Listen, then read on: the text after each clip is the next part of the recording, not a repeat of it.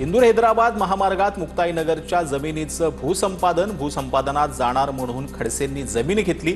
महाजनांचा आरोप, खडसे कुटुंबाकडे 1950च्या आधीपासून जवळपास 125 एकर जमीन महाजनांनी धरणाखालची जमीन घेत 15 कोटी लाटले। एकनाथ खडसेंचं प्रत्युत्तर। भाजपा आमदार सुरेश धस यांचं कृषी प्रधान सचिव रस्तोगी यांना पत्र। धनंजय मुंडे कृषी मंत्री असताना कोट्यावधींचा भ्रष्टाचार झाल्याचा आरोप। एसआयटी नेमून चौकशी करावी, पत्रातून धसांची मागणी।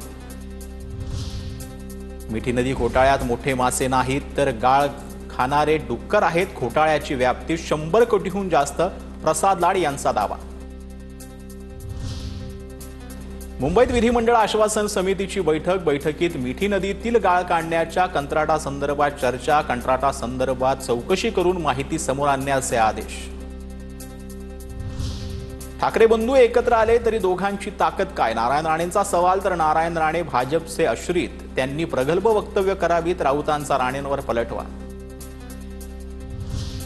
मुंबईत पाणी साचल्यानंतर ठाकरेंच्या शिवसेनेकडून बॅनरबाजी, शेलारांचा उल्लेख बाताशीष असा करण्यात आला। बॅनरमधून टीका।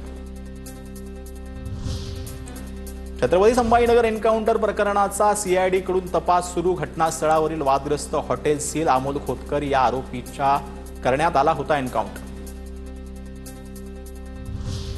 नव्या काळातील बीएमसीच्या पावसाळी प्रकल्पाची श्वेतपत्रिका आणा, आशिष शेलार यांची नगरविकास विभागाकडे मागणी। पूर प्रतिबंधक प्रकल्प अपूर्ण अवस्थेत असल्याचा शेलारांचा दावा।